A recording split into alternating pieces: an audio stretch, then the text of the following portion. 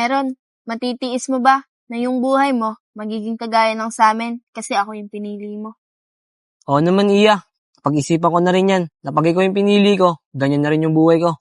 Kasi tutol sa atin yung magulang ko. Yun na nga, Aaron eh. Kaya di ko alam kung hanggang saan ka tatagal.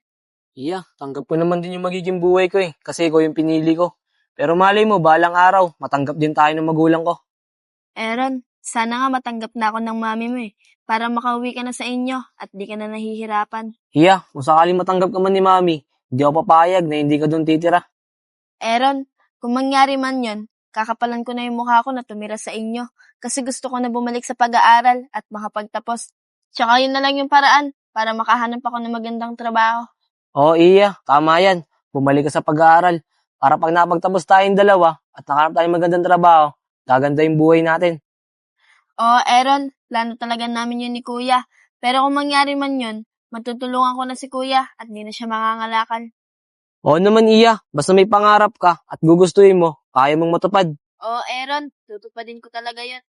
Dahil sa'yo, ang puso kong ito ay natutong magmahal.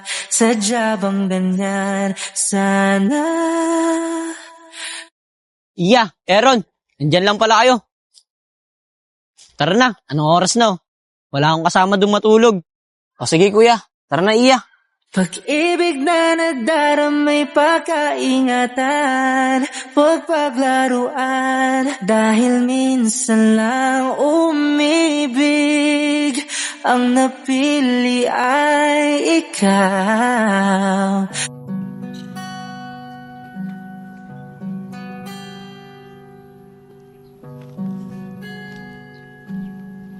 Oo, Aaron, tulog pa rin pala si Iya. Oo, Kuya. Nakatulog kasi siya ulit Masakit kasi yung ulo niya. Ah, ganun ba? Daling kaya natin siya sa albularyo. Baka ano na nangyari dyan. Kuya, bakit sa albularyo pa? Pwede naman sa ospital. Sa albularyo kasi, kahit 20 na ibahid mo, okay lang. Pag sa ospital, baka singiling ka pa ng mahal. Okay lang, Kuya. Basta gumaling si Iya. Kahit gumastos ako ng malaki. Nag-aalala kasi ako kay Iya. Ilalagnat ba? Eh, wala naman lagnat eh. Kuya, mas maganda na nakasigurado tayo. Baka ano pa kasi mangyari kay Iya. Aaron, baka nilalagnat lang si Iya. Kuya, ano yung love-nut? Lagnat, kunyari nilalagnat kasi nandiyan yung tao mahal niya. Kuya, ganun ba yun? Bakit? Nangyari na ba sa'yo? Nagkajowa ka? Hindi eh. Hula ko lang yun. Hindi pa kasi ako nagkakajowa. Kuya, kala ko pa naman, totoo. Kuya, ang ingay nyo naman ni Aaron. Iya, kamusta? Masakit pa ba ulo mo? Ha? Anong masakit? May sinabi ba akong masakit yung ulo ko?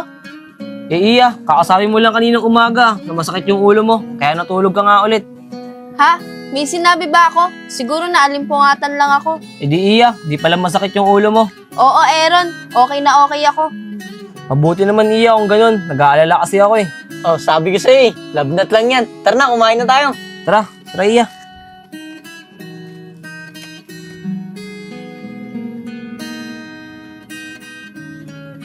Iya, pagtapos natin kumain, tambay tayo dun sa tinambayan natin nakaraan. Sige, Kuya. Aaron, sama ka sa amin ni Kuya. Pupunta ulit kami sa tinambayan namin nung nakaraan. O sige, malayo ba yun? Oo, Aaron. Doon lang yun sa tulay. Malapit sa kinukuhaan namin ng kalakal. Oo, Aaron, huwag na rin kayo mag-date ni Iya. Date, no? O sige Kuya, tara na, kumain na tayo para makapunta na rin tayo dun. O sige, tara na. Tara.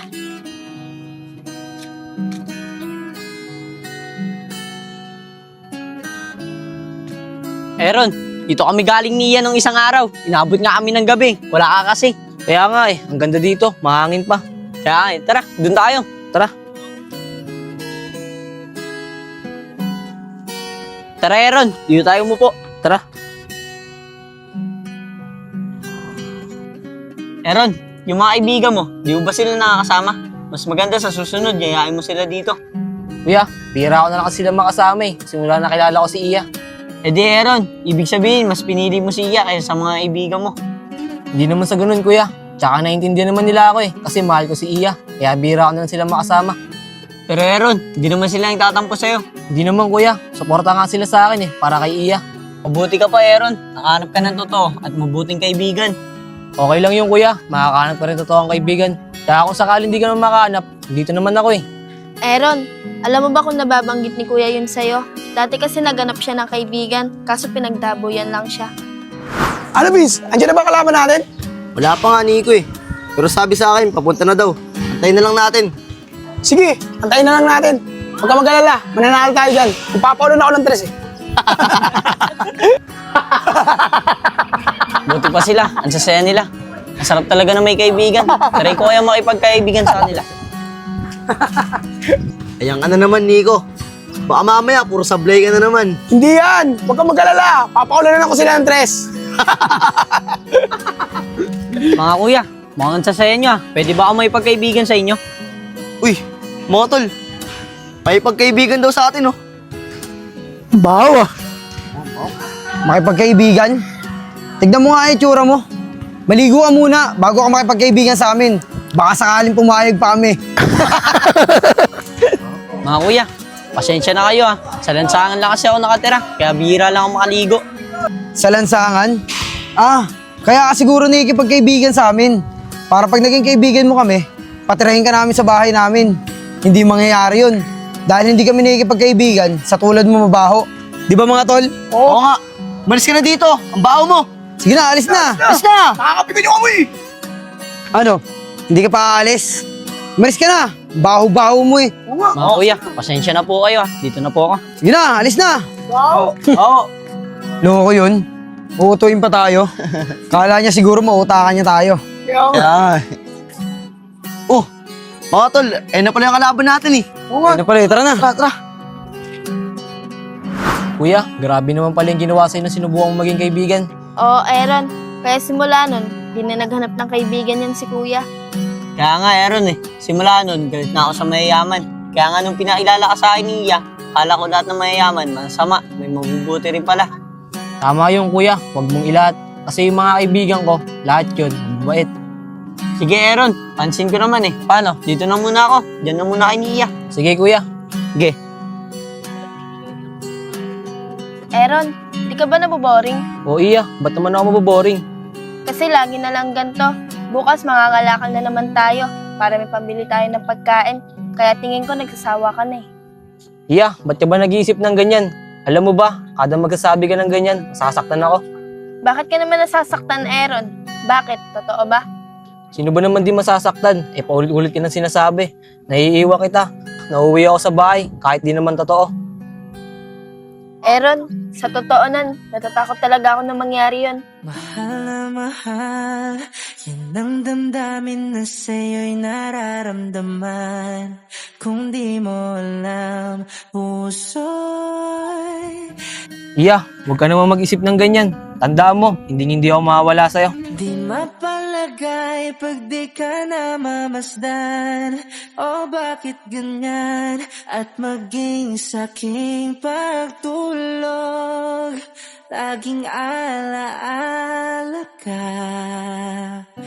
Aaron, pangako mo sa akin yan na kahit anong mangyari, hindi mo ako iiwan. O iya, pangako yan. Hindi kita iiwan. Tawag ng aking damdamin ay ikaw at walang iba.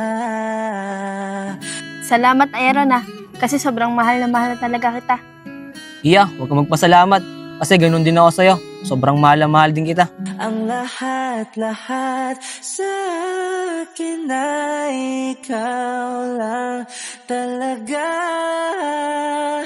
Iya, baka pwede. Payakap ulit ako. Sige, Aaron. Puso'y wag paluluhain, ang pagsamo ko'y dinggin. Aba, ang sweet ng dalawa. Eh di sana all. Tunay na tunay, mahal ka sa'kin. Iya, Aaron. Oh, huwag kang mag-alala. Wala akong nakita. Tara na, umuwi na tayo. Aaron, nahuli ata tayo ni Kuya. Okay lang yun, Iya. Di naman siya nagalit eh. Ikaw kasi, mirit ka pa na yakap. Tunay na tunay, mahal ka sa'kin.